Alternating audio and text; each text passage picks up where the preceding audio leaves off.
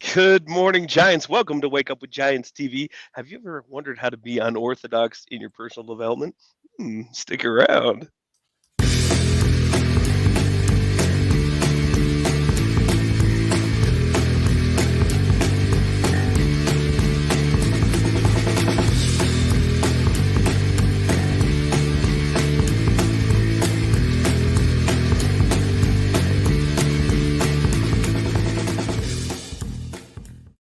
Good morning, Giants. Welcome to Wake Up with Giants TV. I'm Ryan Morris, and as always, I'm here with your host, Nicholas T. Smith, the author of The Giants and the Smalls.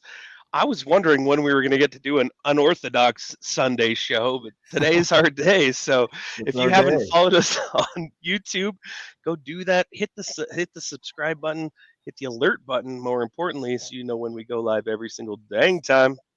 Come join us on Facebook, a tribe of giants, where there's a ton of great, similar minded people where they can help you grow and learn.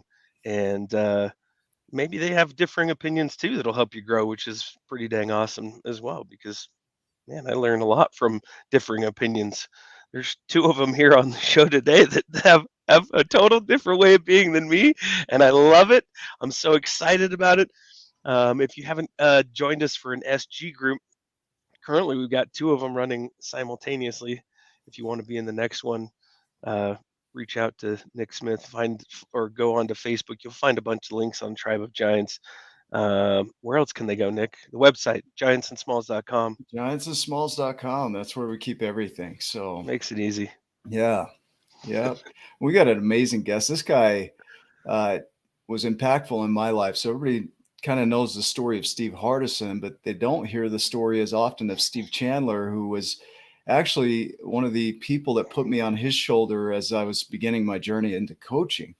And so I want to introduce you, Steve. Steve Chandler is a best-selling author of Right Now, Death Wish, Crazy Good, Time Warrior, 100 Ways to Motivate Yourself, and 30 plus other books. And he's known as America's notoriously unorthodox personal growth guru. His seminars and coaching have helped thousands of people transform their lives and businesses. I got a chance to go through your group probably 10 years ago when I was first getting started.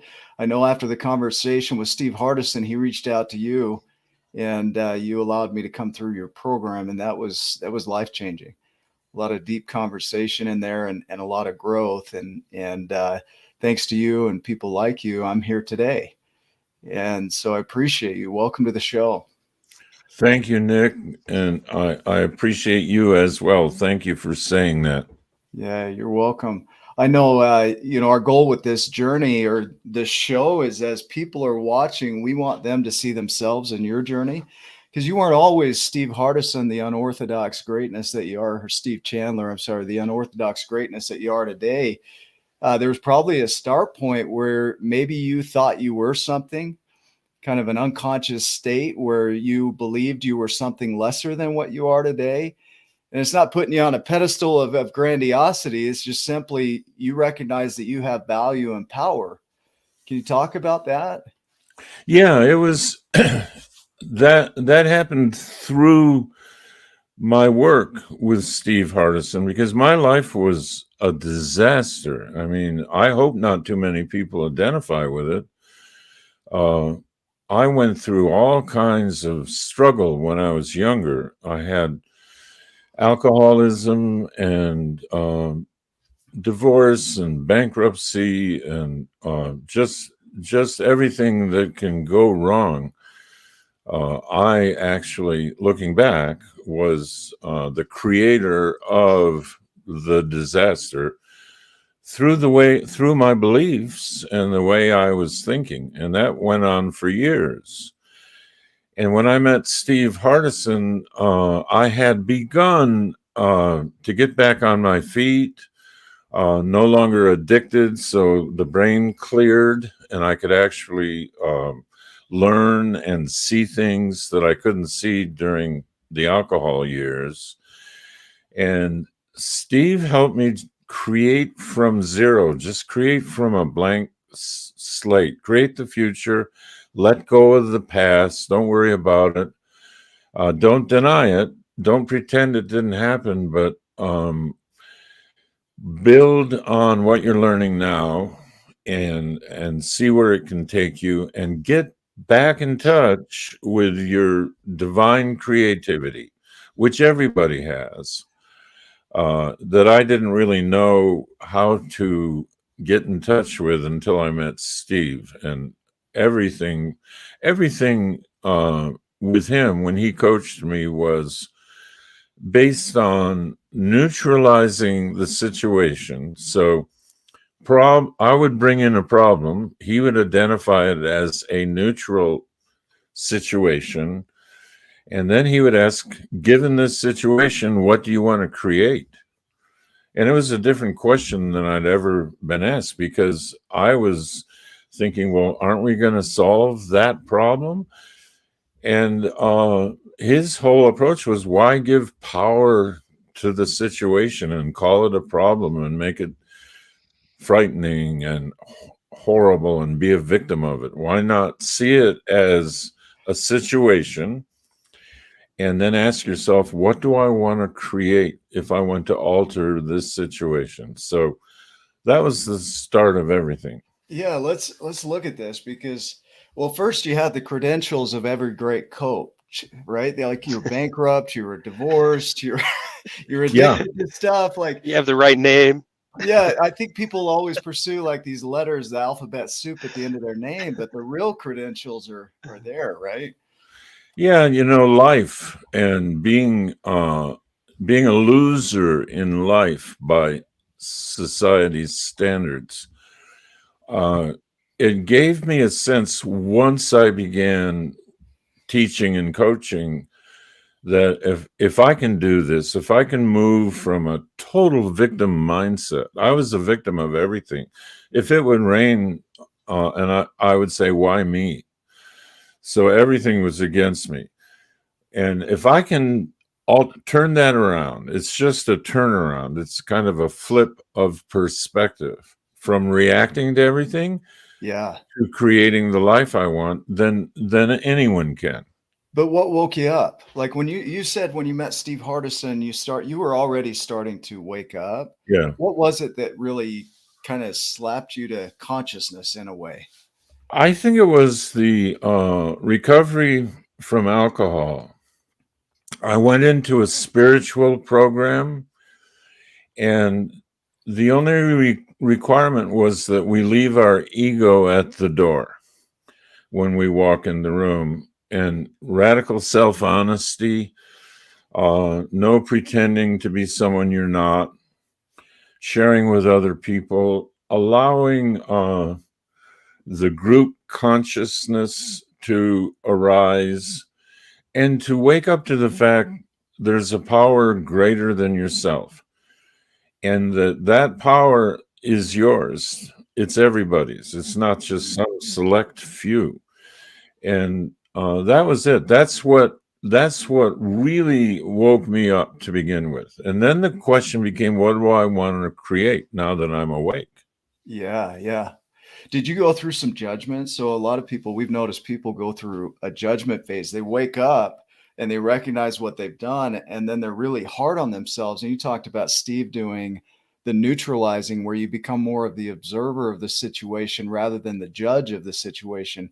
Can you kind of play with that a little bit? Yeah, I didn't.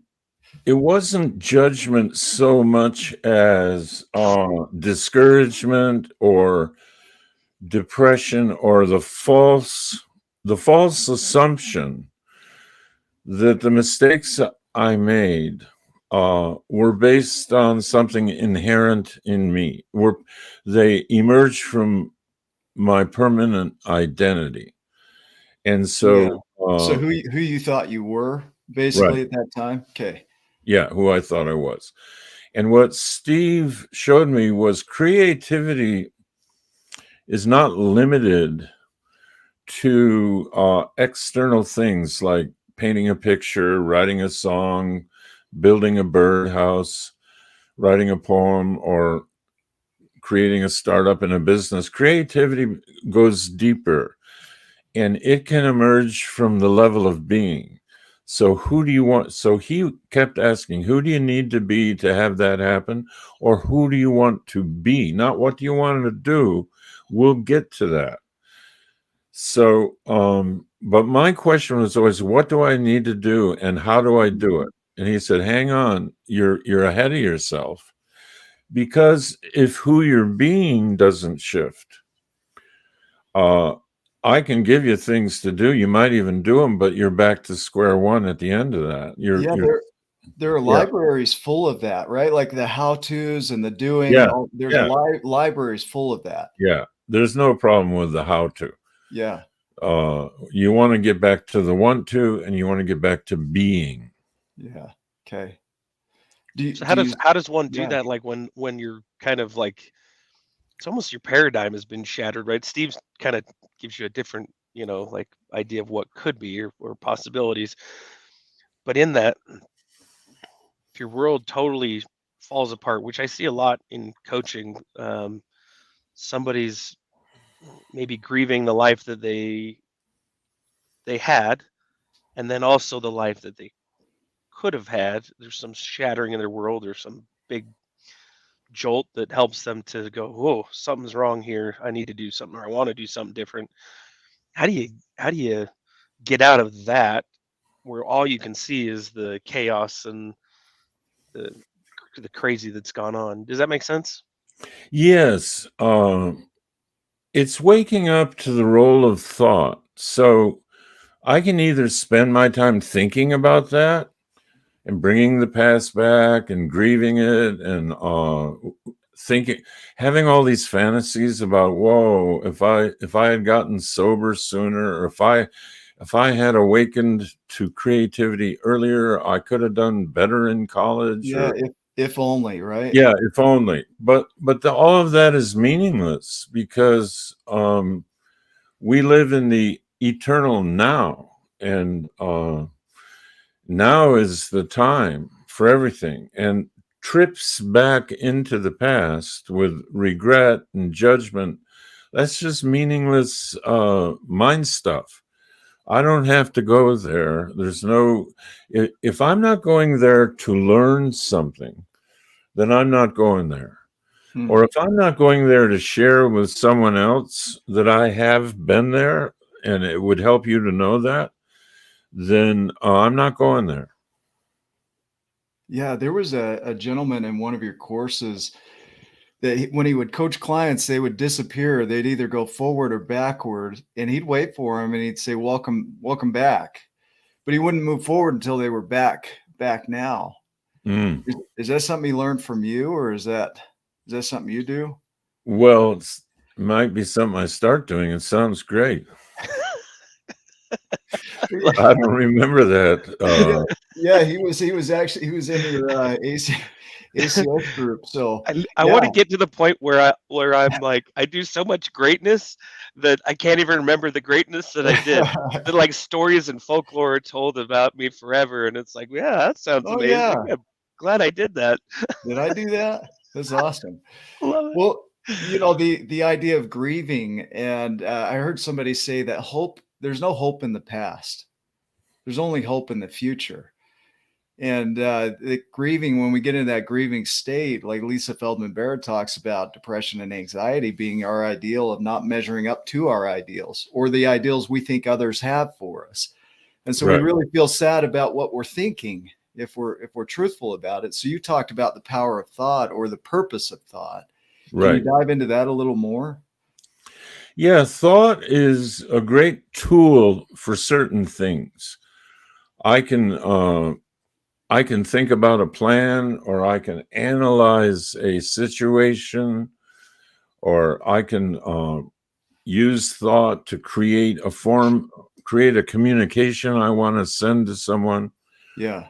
But if I'm just Velcroing to every random mood based negative thought that floats across the screen, I will be an emotional mess. I will have arrested emotional development, and my life will not be a life of joy and creativity if I keep believing every thought that shows up, velcroing it, letting it have other thoughts about it, letting it affect my feelings. So Yeah. one of the things Steve Hardison did with me is he took me to Byron Katie's 9-day school because he wanted me to finally, and he was going in for the second time himself, to finally see the thoughts that give me trouble aren't even true. And the thoughts are not reality. They're just static on the screen. And I can let them go if they don't serve me or if they're not true. I can just let them go. I don't have to worry about a thought that appears. Yeah. I picture the guys in the Velcro suits jumping off the trampoline against the wall. Yeah. That's kind of what I picture there. But Richard Paul Evans talks about chaos being the mind of creation.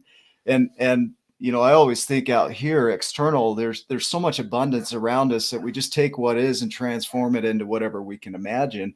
But the same holds true with our thoughts. That's the chaos of creation inside of us. Is there's so much going on. It's to draw from, not to stick to. Yeah. Is that what I'm hearing? I like that. So yeah. if you're aware of your thoughts, you talked about, Steve, neutralizing, because we find in our journeys that, the journey of acceptance is you're going to go through phases where you feel depression, where you feel anxiety, where you feel distressed and despair and all these things. How powerful is acceptance and neutralizing the situation and being able to work with those? Yeah, it is acceptance, or I like to think of it as welcoming, is what dissolves every negative feeling, every fear, everything like that. And resistance, like I have a lot of clients, I'm sure you do too. They come in and say, I'm feeling this way. I need to change that. I need to resist that. Tell me how to change it. Tell me how to make it go away. Yeah. That just gives more and more significance and strength to that feeling, which was designed in the human system to just be fleeting, just on its way out. And no, come back. I want to make you significant. Why am I feeling a certain little sadness right now? I need to explore that. No, that question, the why, right? Like, it's not a why, like you want to figure it out. It's like, why am I broken? Yeah, that's right. Same thing. Huh. And so the significance that we give to things is us holding it up. I like you said, arrested development. It's arrested movement. Like there's no movement. Yeah, I'm stuck. A lot of people will tell you, hey, I'm stuck with this, or I'm stuck. Yeah. It is a misperception that I'm a permanent object and the whole world is flow and energy, but not me. I am a skin encapsulated ego stuck inside this personality. And it's me against the world, lost and afraid in a world I never made. And then out of that, when you have that belief, victim thinking has to come from that. That's where the victim thinking I'm a victim, everyone's against me, that person doesn't appreciate me. And what about like martyrdom, right? Like victim and martyrdom. Like martyrdom is I find compensation and suffering. And the victim is more of the I don't have a say in my life, but there's a payment in both of those, right? Yeah. Like my reward is the suffering, or my reward is my victimness.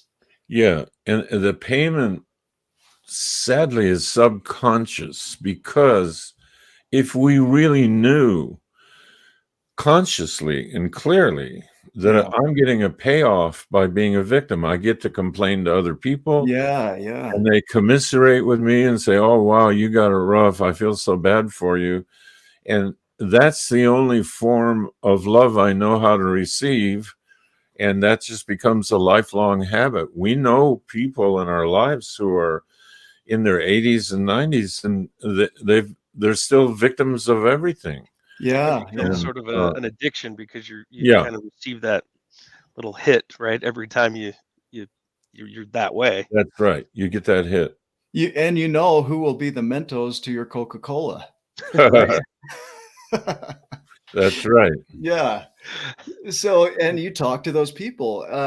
I had a client reach out last night, in a situation that, triggered. It's not like these things just go away because you know it and you practiced it. You still have emotional triggers. There's still that affect from your world and your environment.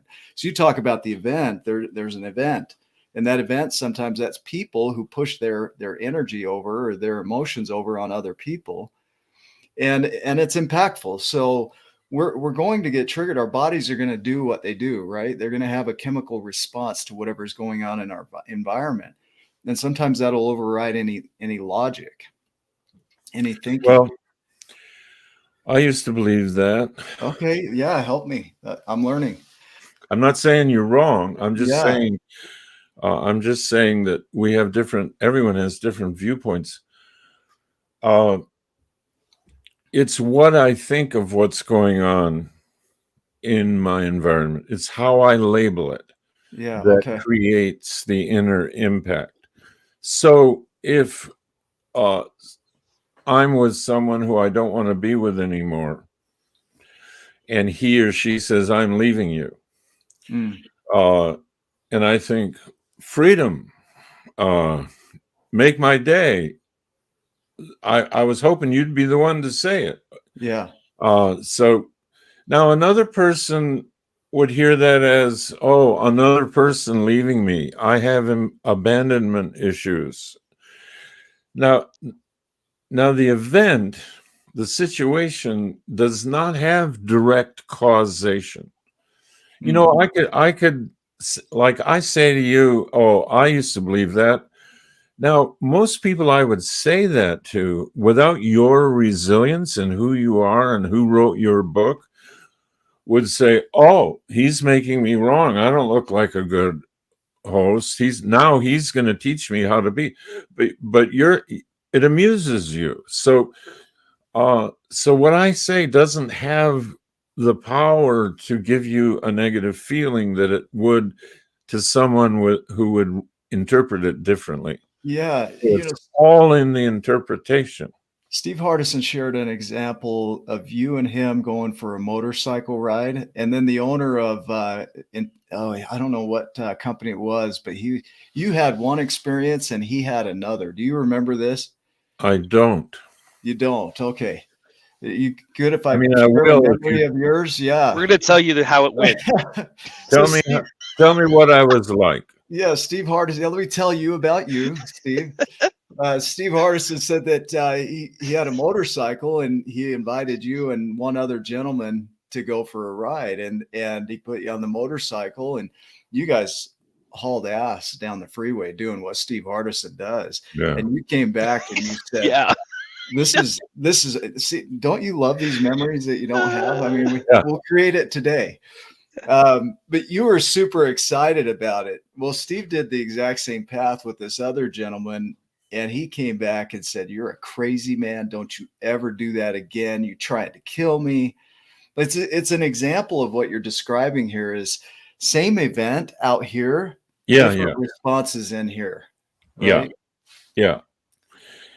Yes. You're right. Same event. So like the way I like to illustrate this sometimes with groups is to say, if you have a football field and half the fans are from BYU and the other half are from University of Arizona.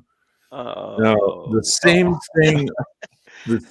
thing occurs on the field for both groups of fans. But one group is leaving the stadium looking down like, oh, man. The other group is like, wow, this is a great day for us. Now, the same event occurred, and yet you have a completely different reaction from this group who's high, feeling great emotionally, and this group feeling discouraged and frustrated. I took my son to Kansas City to watch the Chiefs game against to Denver against the Broncos, and the Chiefs smashed them. It was the year they won the Super Bowl, And at the end of the game, same game like you're describing, but there was no more orange in the stadium. Everybody had walked out Yeah. from Denver, right? Yeah. So the game itself Huh. had no power to cause the elation or the discouragement. It is what I think about it. Oh no, we lost. I was hoping we would win. This means we're not as good a team as I thought. Why don't we get a better coach? Huh. But it's the same thing that occurred. So the event cannot be the cause, the direct cause of the emotion. Yeah, Debbie Roth talks about acceptance and non-acceptance, and a lot of the non-acceptance is what we made the situation mean. Yeah. Right. Yeah. And acceptance, a lot of people hear that as resignation. I'm resigning to what is. I have no, it's the victim mindset that you described, right? I have no say anymore, and I'm a victim of my life. And acceptance isn't that. It's the neutralizing of the power you gave it, is what I hear. Right. That's right. That's it. Yeah. It's willingness to see the neutral character of the event. So I'm not neutralizing it. I'm allowing myself to let go of what makes it other than neutral. Because I'm the problem. My thoughts that label it in real severe, dramatic, negative ways are the problem, not the event. The event was already neutral. Yeah. Huh. Yeah, that's, I mean, let's end the show right there. That's perfect. Well, yeah. Have a great day. Yeah. Man, this is empowering right here, because the moment you realize that the event is always neutral, that it's our interpretation that's not. Right. And that two people can have different interpretations and they can both be right. Steve Hardison talks about both truths are present at the same time, but they're different. Yeah. They're both true. Yeah, they're true. They appear as true to each individual. Yeah. And then you'll have somebody that says, well, the truth is there's one global truth and we all need to, well, that's your truth. Like that would be your truth, right? Yeah. So when we move into acceptance and neutralize our perception of what's going on, how does gratitude play into this? I mean, does it play in at this point, or is there another step that maybe plays in? I think that when the judgment, the labeling, the fear-based negativity dissipates. Yeah. However it does, through spiritual realization, prayer and meditation, just any way people wake up. There are so many different ways that happens. When that goes away, gratitude arises on its own. Just naturally. Yeah. So you have a new baby, somebody hands you your child, you don't say, okay, now I got to remember to be grateful. It's on my to-do list. Wait, what was the next step, right? Like, I got a baby. What do we do from here? I should show gratitude, right? Yeah. I got gratitude all mixed up when I first heard about how beneficial it was years ago. And so someone recommended, why don't you keep a gratitude journal? And I said, oh, what would that do? Well, it'll just have you feeling more grateful. And then if you're feeling more grateful, you'll be naturally more productive and your relationships will get better. And I said, oh, wow. Okay. So I had this journal and I said, what do I put in it? And he said, just put the things you're grateful for. All right. So I started listing external material things in life I was grateful for. So, I'm grateful for my little dog. I'm grateful for my car. I'm grateful for this. I'm grateful for that. And then as time went on, my dog would do something I didn't like. I was upset. So I would take my pen and take that off the list. And The then old I had Billy a Madison style, right? Like cross off the names. That's right. And I had a friend I was grateful for, Yeah. and then he did something really unkind, and okay, he's off. You're like How cross them out. ungrateful. Yeah, my gratitude list started shrinking. And the pages got smaller, and finally I realized what what had a deeper effect on me was simply being grateful to be alive, just being grateful for the life force, life energy, for whatever spiritual language you give the power greater than yourself in the world. Waking up grateful for all that. Was it This is more of an acknowledgement of those things than? It's a realization, yeah. It's Yeah. a Okay. realization of what a gift it is, and then gratitude emerges. Yeah.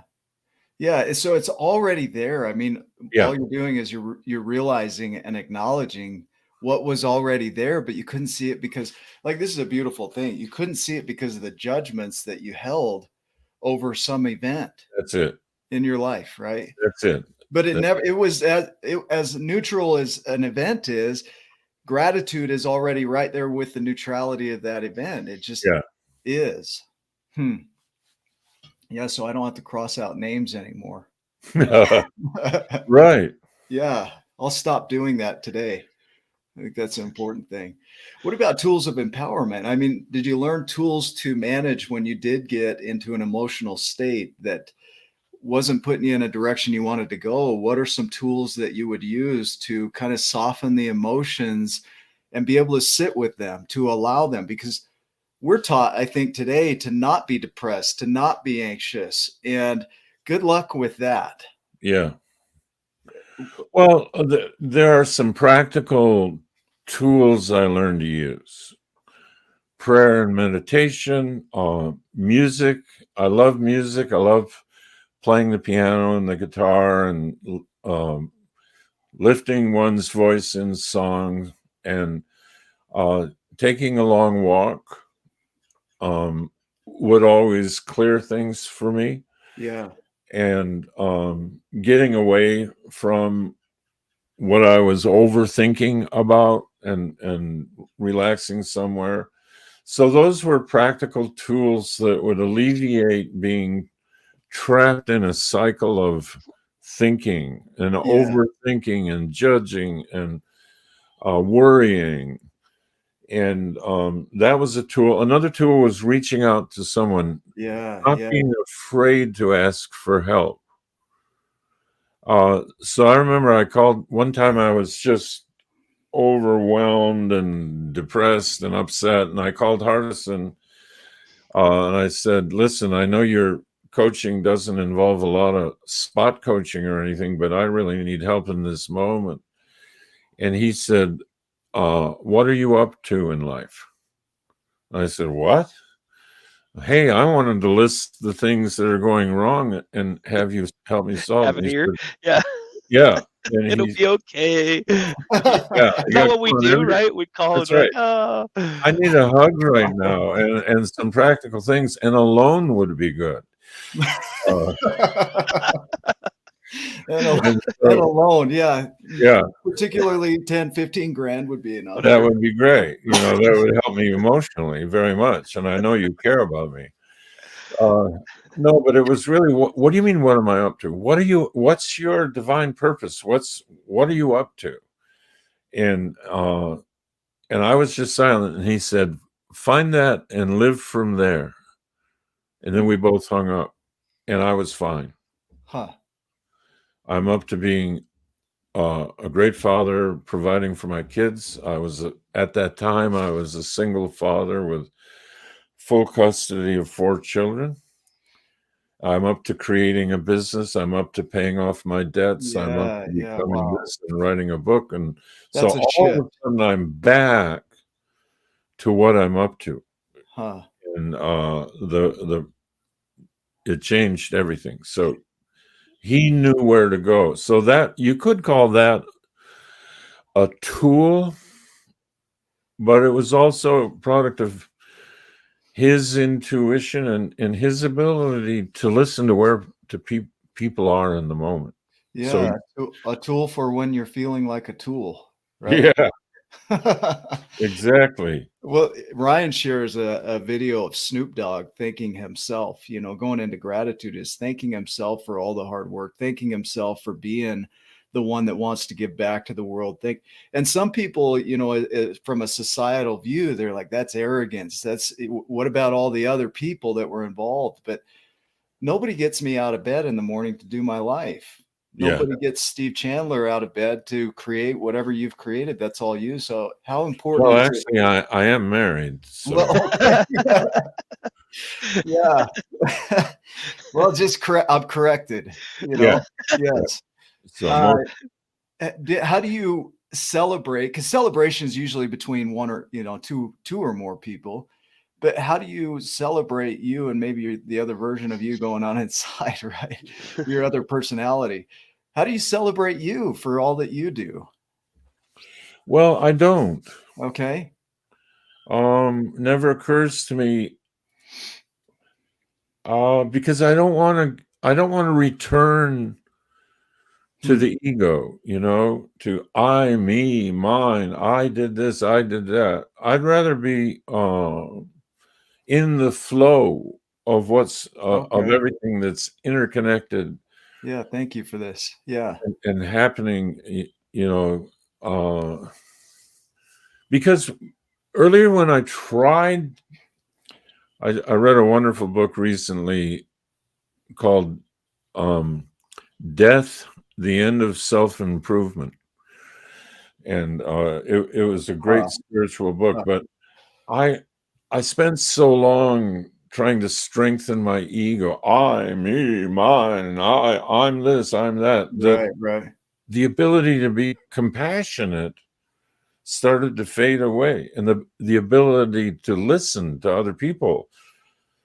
I'd walk in a room, I, me, the some of these politicians have never listened to anyone. It's just me, I'll Yeah. fix it. Do I've been, you know who I am? And yeah. yeah. And so that never really worked for me. Now, if it works for other people, I'm all for it. I can only share what my own experience is, but that doesn't imply a recommendation. Yeah, I like that. That's a different view there. So that's powerful. I Um, can see too. Sorry to interrupt, Nick. yeah, no, I can see where if you get stuck in it, I think it's okay to have those positive affirmations. There's a distinction there. It's Yeah, when you're getting stuck in me. Look at this is me. This is what I right. did. Like then the ego rises up. It's okay to tell yourself I am statements, right? Like Yeah, yeah, yeah, yeah, yeah. Oh to no, more than work through, okay. right? But It's fundamental. yeah, yeah, there's it the is distinction. fundamental, right? Yeah, Like, fundamental.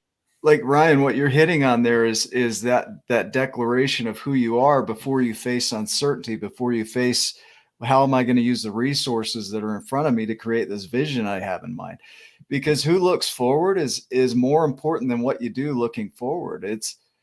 You talk about creating yourself. If you can go into that a little bit, if there's something around that you do and your self creation before you look at creating in the world. Does that make sense? Like, Yeah. do you create yourself first and then create in the world, or do you Uh, go another it's direction? been when I worked with Steve Hardison decades ago. You could just call him Hardison, old Yeah, Hardison. Good Hardison, old, good good old. old Hardison. Uh, the I am statements, he didn't have it as simple and powerful as, because he keeps evolving Yeah, as the ultimate coach. His value gets greater every year. right.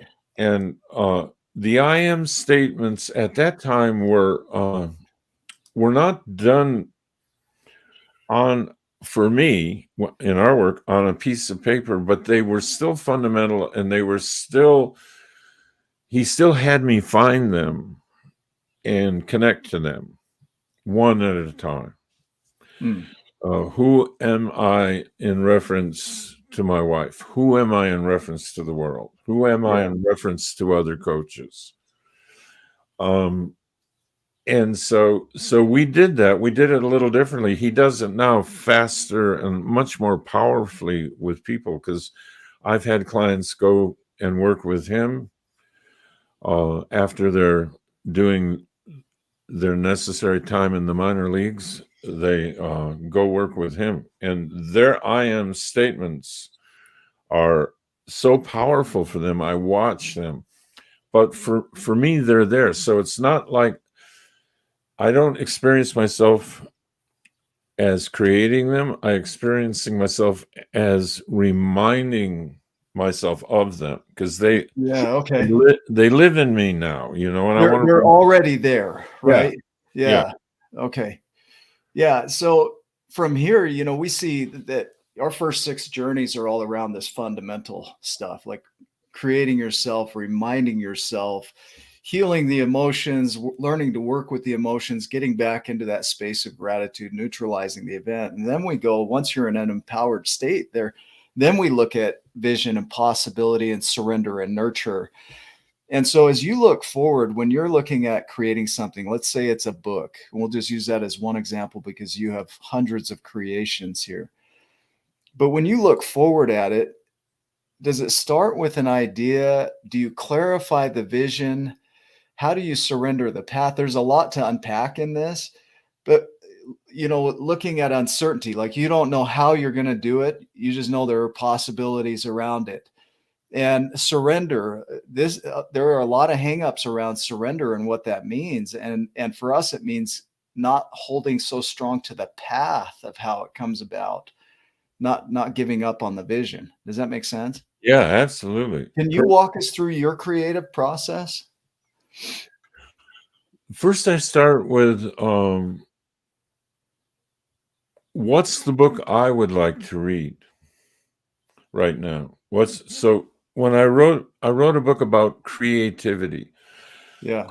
creator, and everybody. So over the years, everyone was asking me, how do I be more creative? And I see creative people, and I'm not that. And you're creative, I'm not. I have a sister who's creative. I'm more of a left brain nerd. There's no creativity in my life, and Right. so I thought, okay, what is the book about creativity that not just practical steps, a book about doing. I don't want to be on the doing level. Find a blank sheet of paper, do this, do. I want it to be being, at the creativity at the level of being, recognition. All children have natural flowing creativity.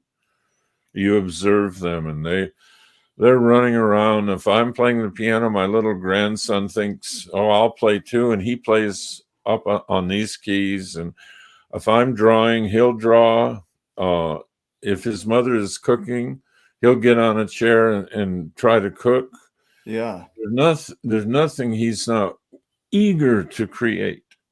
You give him Play-Doh, or you give him a little any little blocks or anything, and he's on it. He's not thinking, oh, I'm not good at this, I'm not a good artist.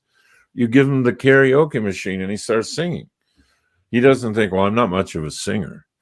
Yeah. But adults by the time they get to adulthood, they've talked themselves out of all this stuff. Oh, I'm not you don't want to hear me sing, or you don't want, no, I can't draw, and I can't do this, and I'm not good at that. And they just shrink themselves down to some desperate, narrow little level of expertise they cling to.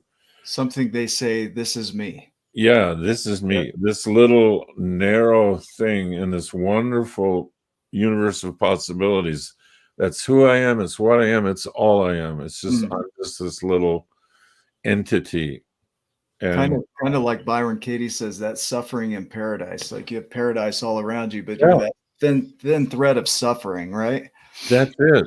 Exactly. Like she also says, what's the thought that kicks you out of heaven? Huh. So if it's the kingdom of heaven is within us, what's the thought that kicks you out of it? It's not what's the situation. Oh, my spouse's lack of appreciation of what I do. That's what kicks Wow. you out Yeah. of heaven. No, Yeah. I can't kick you out. That can be the funniest sitcom you've ever watched. That doesn't have to kick you out. Hmm. It's the thought. Yeah, so that narrowing of the creativity, like you're talking about, and kids, they have it. As adults, we shut that down. Yeah. And continue to walk us through your creative process here of how that gets you inclined to write the book you want to read. I get a picture of it. For the last 8 or 9 books, I have told myself, okay, that's it. That's enough books. When you have that many books out, the world isn't saying, hey, Okay, what are you doing? We okay, need just another book. one more, like a bonbon, right? Yeah. A lot of times people will say, I've read all your books. I know they haven't. I haven't read all my books. So don't tell me you've read all 40 books. Yeah. No one has. So why do I need That sounds like a book? challenge. Yeah. I'll report back. Why do I need another book? So I don't think I need one, and it takes a long time and a lot of mental energy. I'm just going to kick back. I've done my writing. And then all of a sudden, one day I'll wake up like, oh, that's something I've never written. I've never approached it that way. Huh. And that would be fun. That would be fascinating. And so it starts to build as an idea. Kind of an aha or a download. Kind of like, I got an idea now. And it would be a cool book if I could pull it off. Okay. So that's kind of how it happens. And then it has to be structured. Yeah. So that I make sure it actually gets written. Yeah. So how rigid are you in structure? How much do you release to serendipity? Releasing to serendipity has been fatal to the finishing of the book for me. Okay. It has never worked for me. I've had to put on my work clothes and show up for work to write a book. Okay, let me reframe a little bit here, because there's the idea of you drop Legos and they form into an amazing sculpture, right? Or there's the idea that you take and you structure and you create from a plan a design from those Legos.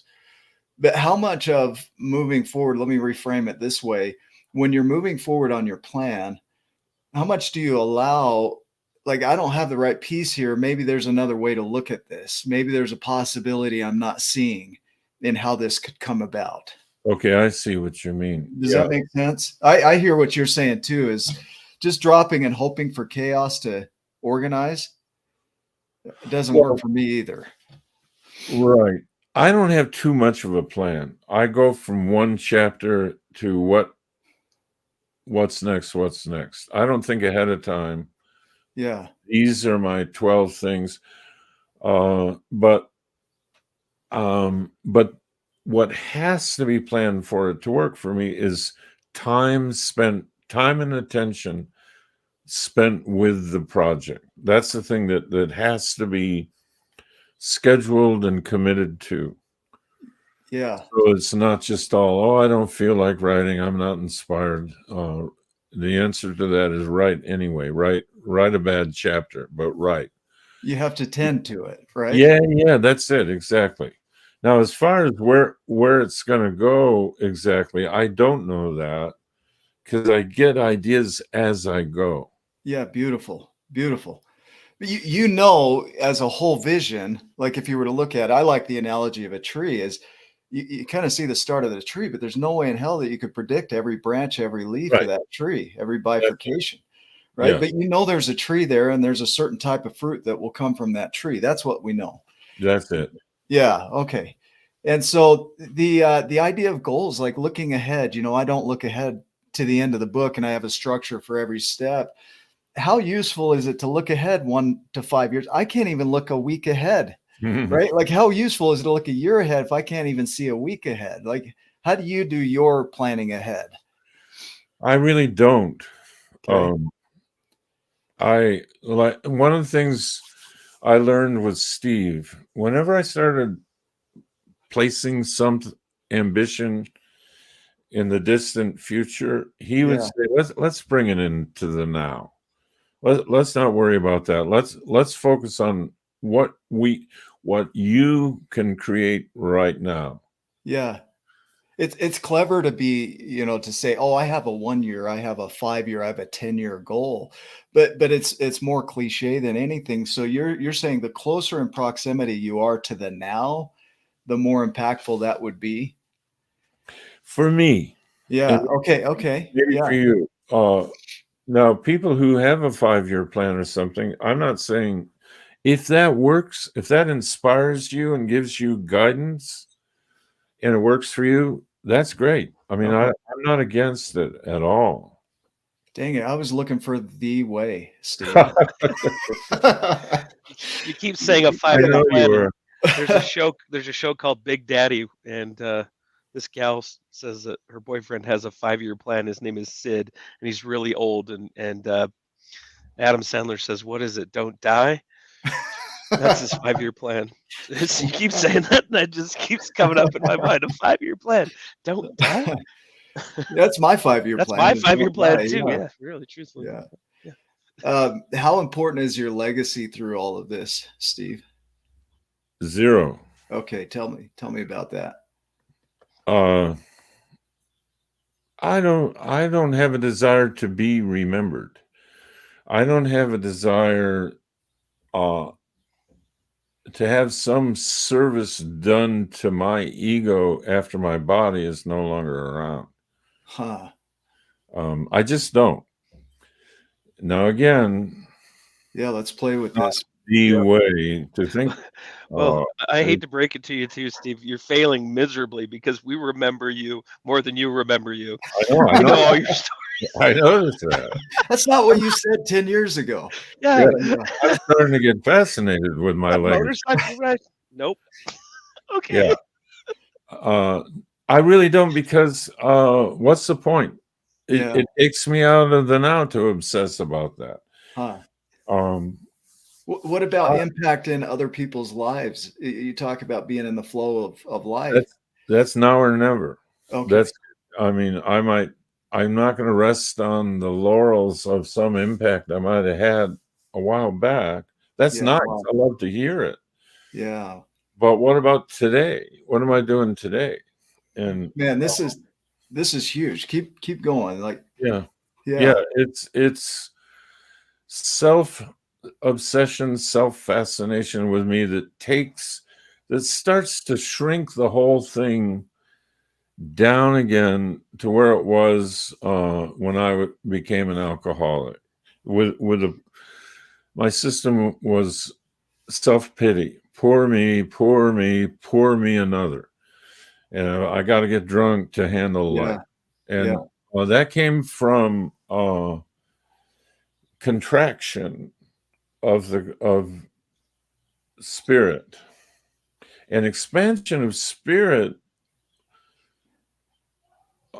When I'm allowing it, doesn't really know how to address what's your legacy. Oh, you mean this body and that little work? Why would I care? I'll try to care if it seems to be a cool thing. I've been in groups like, I want everyone to write your obituary. Yeah. Oh, okay. What do you want people to remember you for? Why do I want people to remember me? Rather than being engaged with life, living in the now, no. I want them to hold thoughts of me. I want to load those minds that have the potential to being fresh and clear and open, unencumbered. I want to load them up with my legacy. Mm. They can remember me. I want to be remembered. I don't have any interest in that because just for me, Yeah. It takes me out of the now. It Wow. takes me out of the person who reached out to me this morning on email that I could help. It's Yeah, like, I could see that. hey, I don't have time. I'm working on my legacy. Yeah, I got stuff to do after I Yeah. die. I'll be back with you when I'm done. Yeah, So right. read that when I'm gone. It'll help Right. you. This is interesting. This is giving me a paradigm shift here a bit. The word purpose comes from a place to rest, right? Mm. So if we look at purpose and legacy as distinctions, right? Legacy is what you leave behind after, and purpose is more of what you do right now. I mean, would you hear it that way, or do you have a variation of that you might share around purpose? No, I like that. Purpose, Okay. remembering what I'm up to. Remembering what I'm up to. I like that. Yeah. You're one of the funniest people I've ever met in my life. I love He your is funny. personality. He's got this dry humor. It's like, and So awesome. Steve, you just crack something and you say it so straight faced. It's Can we do beautiful. It's more of these? beautiful. Because this is Yeah, amazing. it's beautiful. As I look at kind of the flow here, I look for the systems and processes that works for me, and that's where I teach from is that. But I see, there's some sort of an awakening. If we just, flowed through what you went through, is you had an awakening and awareness of what you were doing, and you probably had grief and depression and all these things, and you learned to accept and neutralize what was. And from that, gratitude emerged naturally. You learned tools and ways to get back into your power, and you started creating yourself as a new being. And then from that being, creation started to pop from you. Like, wow, that would be interesting. That would be fun. I wonder what this would be like. And then life becomes exciting. You're not worried about how you're going to do it or where you're going to get the resources. You just know I can do that.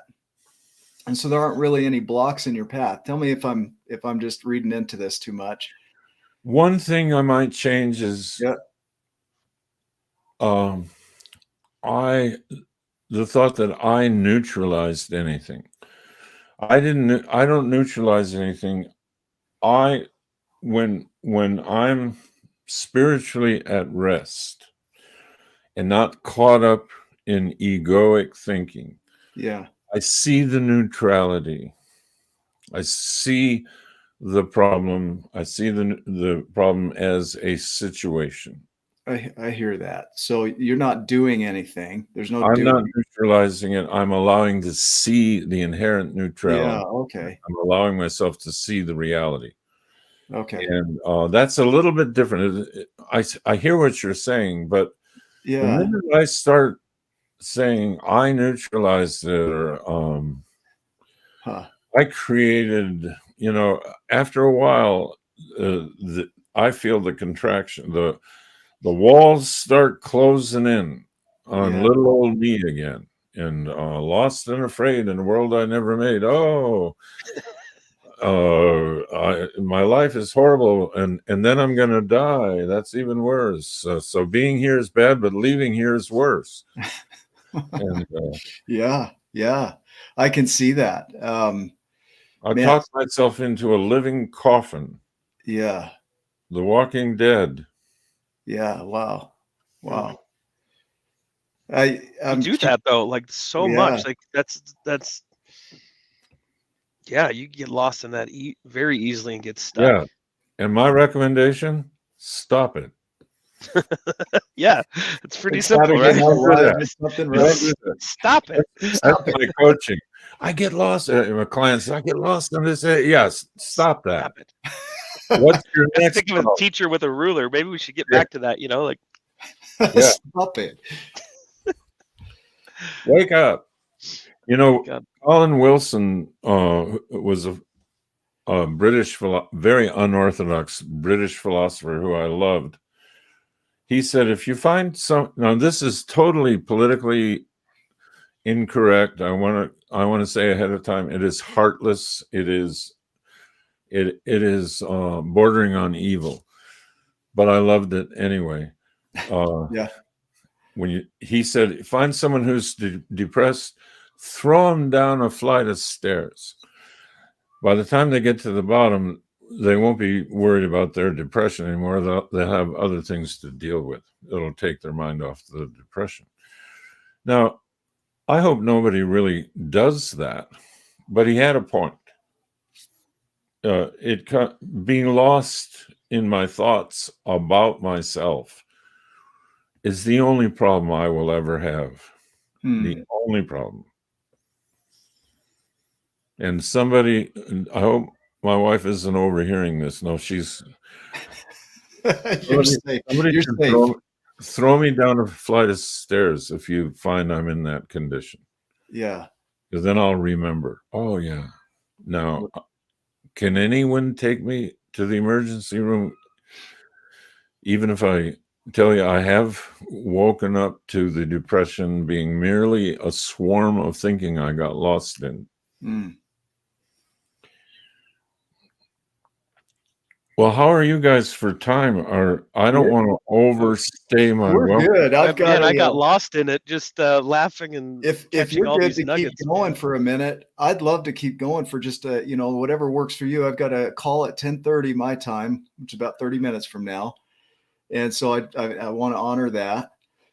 But if we go for a little bit longer here, I'd love to hear, if you were to look back on your life and find one thread of wisdom that really carried you through, that you feel was kind of a defining piece of wisdom. And maybe that's not possible. Maybe you have a lot of these, but if you just chose one, what would that be?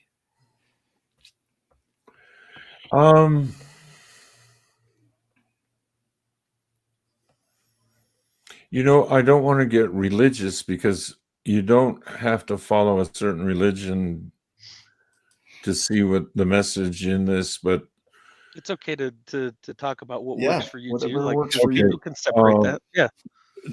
There are a lot of gospel songs I love. And I also love studies in Buddhism and all the different fields. But there's a song, it's called Portrait of a Christian. Now it could be portrait of anybody. It could be, but the song, it was the biggest aha for me as far as pieces of wisdom. And it was the lyric went, "Is it a beatific smile, a holy mark upon your brow? No, I felt his presence when you laughed just now." And to me that was like, the spontaneous expression of joy, which you guys do a lot of on this show, right? A lot of laughter. You don't take yourselves that seriously. You're just explorers. That to me was it. If I that his presence and in that context they're referring to a certain deity. I felt his presence when you laughed just now. That to me was like, wow, that's everything. Wow. Man, that to be the explorer, right, in the world, what you just hit on there, and just notice things that are already there. It's not, that's a natural expression to have joy, just like it's a natural expression to have the other emotions too. But to be able to just sit in noticing of it is powerful. I just think, there is a lot of teaching that I've learned around doing yourself out of emotions or doing yourself out of experiences or events, right? Yeah. But what you're offering here is more of a noticing yourself, and that can become a doing too. People will find a way to put that on a task list. Do some more noticing today. Check that off, right? But it could be a reminder list, not a task. There you go. I like that. Yeah, a reminder list. What else do you want to share, Steve? Well, I'd like to share a desire to leave within the next 3 minutes. Let's do that. Would that be acceptable to the Absolutely. two of you? Yep. I really have somewhere else to be. And I don't want to overstay my welcome. You guys have had incredible questions. Yeah, this has been beautiful. Ryan, any final thoughts here as we Yeah, wrap I'm up? happy to do a final. Let's do a final question and thought. Let's Whatever. do it. Yeah, I didn't know what to expect coming in here, yet I fully expected just Steve Chandler being Steve Chandler. And that's all I expected. And the same with you, Nick, and the same with me is we can show up how we are, how we be, Yeah. and share our way of being and learn new ways of being. And so I'm so grateful because there was some shifts in my perspective, and now I can observe them differently because you and Steve shared those, your way of being with me, and also gave me a new insight on how I was being. I could now become an observer of my life again, consistently and constantly observing how I'm being and look at it differently. And now I have something to be moving forward.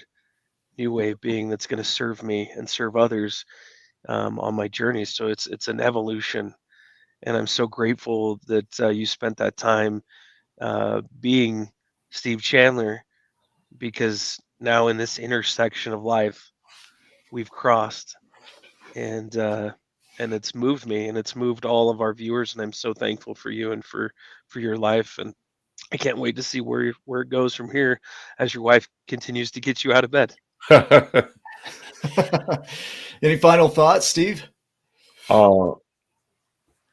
Thank you. The work the two of you do, the work your book does, Nick. I just want to thank you for keeping this alive in a world that is way too fascinated on who should we hate next. Yeah. Wow. You're opening a different direction for everybody, and you're sticking with it, and I love that. Yeah, thank you. I'm going to release all these when I die so that I can have an impact Yeah, after I'm done. get busy creating your legacy. Yes, I'm busy creating that legacy. No, I'm doing it now, and we'll wrap up here. For those that are watching, thank you so much. Remember, you are exactly where you're supposed to be. Launch from here. This is your space to launch from. So make it a giant day. We will see you in the next video. Love you too.